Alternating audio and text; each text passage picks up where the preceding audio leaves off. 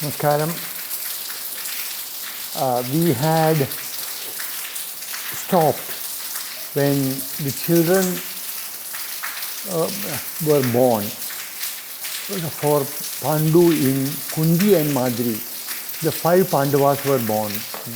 And because that was a stage, we stopped there and went back to go into the background stories of Mahabharatam. One such very important and interesting story is that of King Yayati. We haven't come to the role of Yayati in that, but we did start with the story of Kaca and Devayani. Devayani was the daughter of Shukra, who was the priest of the Asuras, the enemies of gods. And Kaca was the son of Brihaspati, who was the priest of the gods, Devas. The Devas and Asuras, they are enemies, and Brihaspati and Shukra accordingly are opponents. There is no enmity, but they are opponents. And Kaca went to Shukracharya with the sole purpose of learning from him the Mrita Sanjeevani, the medicine or the Aushadha, or the medicine for rejuvenating the dead. And of course he didn't say that he came to learn Mrita Sanjeevani, but he wanted to learn the Shastras, the sciences which Shukracharya knew. He was known to be a great scholar, great ascetic, and Shukra accepted him as accepted Kaca as the disciple, and he was very fond of Kaca because the boy was very intelligent and well behaved.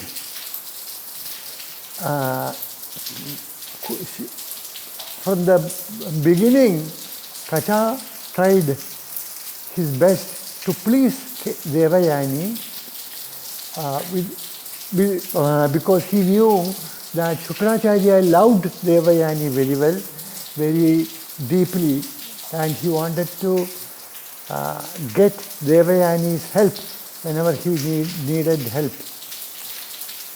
But Devayani fell in love with Kaca because he was handsome, quick-witted. He danced and sang songs for her, and in all respects Devayani fell in love.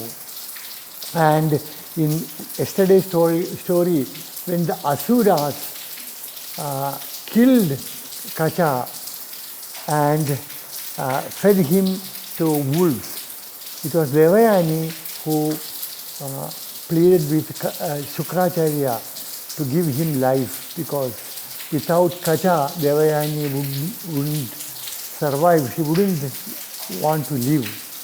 And because Shukracharya had that soft corner for Devayani, he chanted the Sanjeevani mantra, and Kaca came out of the stomach of the wolves which ate Kaca. All those wolves died, but Kaca survived. And next time, when the Asuras spotted Kaca going to forest, they again confronted him, killed him, and threw him as pieces into the ocean. And again, Kaca wouldn't return, and Devayani feared for the worst and went to Shukracharya, and he again chanted the Sanjeevani mantra, and Kaca became alive and came out of the ocean. The third time when the Asuras spotted Kaca, they wanted to make it very difficult. So he killed Kaca, he made him into small pieces and put the pieces in alcohol and gave that to Shukracharya to drink. Those days, the priests also drank alcohol, and Shukracharya was a Brahmin, so was Brihaspati. And when Devayani came running to Shukracharya crying, saying that Kaca hasn't returned, Shukracharya realized the difficulty because Kaca was in his stomach. If he chanted Mata Sanjeevani, Kaca would come out live, but he would die because Kaca would come out breaking his stomach. So what to do? And he addressed Kaca, who was in his stomach, and told him, look, this is the situation. I want to give you life, but then I would die. So the only way out is for me to teach you the Sanjeevani mantra while you are in my stomach. Okay? So, Kaca chanted Sanjeevani and Shukra chanted Sanjeevani and Kaca learned it while in his stomach. He came alive, he learned it, then he came out and bursting open the stomach of Shukracharya. And then he chanted the Sanjeevani and gave life to Shukracharya. So, Shukracharya didn't die and Kaca also got his life back. After a few days, Kaca had learned everything he wanted to learn from Shukracharya, all the Shastras, and he wanted to bid goodbye to his teacher. And Shukra, didn't stop him because he also knew that he has imparted all the knowledge to his disciple. But Devayani was very unhappy. She told Kaca, look, you know that I am in love with you, so marry me. So Kaca said, no, look, I haven't treated you as my love. I couldn't think of you as my beloved at all. I respect you. You are like a teacher to me. And not only that, now, since I came out of your father's stomach, your father is like my mother, and you are his daughter. So we are like brother and sister. I just can't think of marrying you. And Kaca, of course, spoke in very pleasing tone. He didn't give reason to upset Devayani too much. Devayani wasn't happy. And he said, if so, I will curse you. And she cursed Kaca that whatever you learned from my teacher, especially the Mata Sanjeevani, you will forget. It will not have its effect when you try to apply it. And Kaca said, look,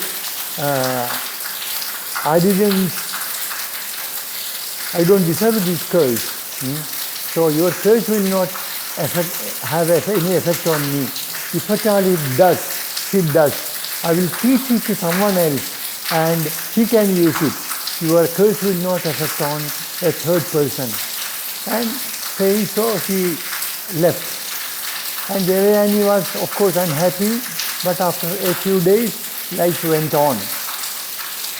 One day, Devayani, as usual, went to the forest with her friend named Sharmishtha. Sharmishtha was the daughter of the king of Asuras by name Vrisha Parva. And there were many other maidens, and they spent enjoying time in the forest.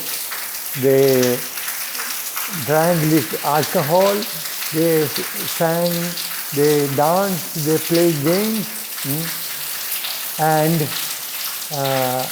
they swam in a river in the forest. They were all naked when they went to take bath. And after the gods learned that Kaca returned with Mrta Sanjeevani, they became bold. They thought, now we don't have to fear the Asuras, because we also have Mrta Sanjeevani. So, just to irritate them, or as a as punishment to the Asuras,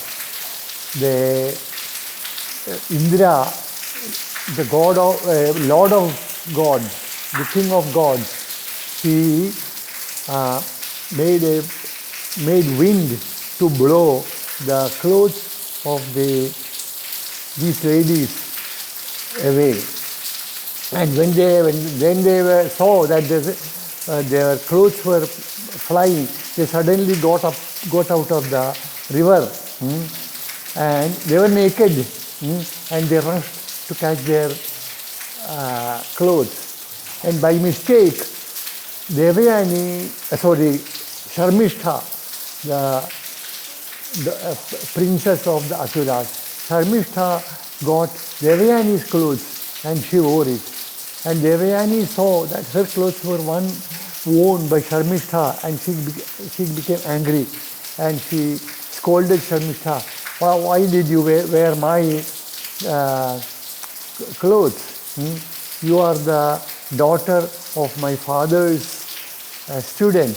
You are like a maiden to him, and I am his daughter, and you have worn my clothes.